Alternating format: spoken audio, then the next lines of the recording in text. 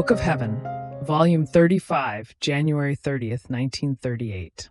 Everything that one who lives in the divine will does acquires the divine nature. Its prodigies in creating divine life in the human act. Feast for the whole of heaven, the true requital of all creation. My poor mind swims inside the sea of the divine volition. Its murmuring is continuous. But what does it murmur? Love, souls, light, for it would want to invest and reign in each of its children. And oh, what stratagems of love it uses in order to make them re-enter into the bosom of its light from which they came. And in its sorrow it says, my children, let me reign, and I will give you so much grace that you will recognize yourselves as children of your celestial Father. But as my mind was wandering within this divine sea, my dear Jesus, my sweet life, renewed his short little visit, and all goodness told me, my little daughter of my divine volition, so many are the yearnings and the longings of my will, for it wants to operate in the act of the creature, that it begins spying to see whether the soul calls it as prime act of her acts. And if it is called, it becomes festive, it runs, and blowing its breath into the act of the creature, it impresses its creative strength and converts it into divine nature. So, this creature feels the nature of the divine love investing her, surrounding her, and flowing like blood inside her veins, even in the marrow of her bones, in the beating of her heart. Hence, her entire being says nothing but love. To convert the human acts into divine nature, these are the greatest prodigies that my divine will can do. My will cannot give but what it possesses. Love, it possesses, and love does it give. And oh, how happy this creature feels that she can see and feel nothing but love, nor can she be without loving. By giving the nature of love to the creature, my will has placed her in the divine order. Everything is harmony between God and her. It can be said that my will has cast the creature into our own maze of love. So, if she adores, thanks, or blesses, its divine strength runs in order to change the adoration, the thanksgiving, and the blessing into divine nature.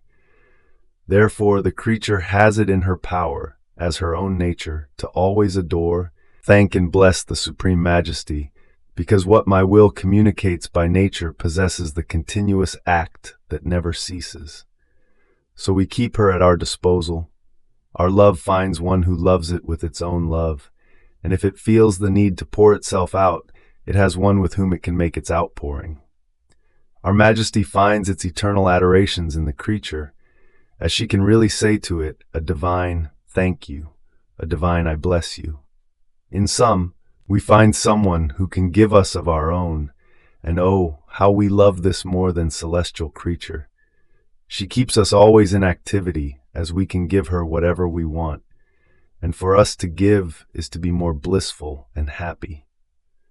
On the other hand, one who does not live in our volition keeps us as though idle, without activity, and if we give something, all is measured, because we don't know where to put it, and we fear that she will waste it and will not be able to appreciate the little that we give.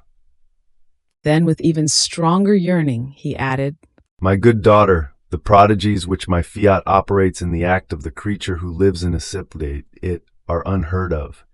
As it sees that she is about to do it, my fiat runs to take the act in its hands. It purifies it, molds it, and invests it with light. Then it looks at it to see if that act can receive its sanctity and its beauty, if it can enclose it within its immensity, if it can let its power and its love flow within it. And once it has done everything, because nothing must be lacking to its act, it kisses it, embraces it, and pouring itself all over it with indescribable solemnity and love, it pronounces its omnipotent fiat and creates its very self in that act. The heavens stand at attention when my will is about to operate in the act of the creature. They are moved, they remain stupefied and enraptured, and they exclaim, is it possible that a God, with his will thrice holy, can reach so much love, to the extent of creating himself in the act of the creature? My very fiat looks back at what it has done in the human act, and feels captivated, delighted, in seeing its new life, and taken by indescribable joy, it makes feast for the whole of heaven, and abounds in pouring out graces over all the earth. I call these acts my life, my act, echo of my power, the prodigies of my love. My daughter, make me content. These are the joys of my creation, the feasts of my creative virtue, to be able to form as many lives of mine for as many acts as the creature does. Therefore, call me always into your acts, never put me aside, and I will always make new things in you, such as to astound all peoples. Only when I have filled heaven and earth with many of my new lives, then will I receive the requital and the glory of all creation. Fiat.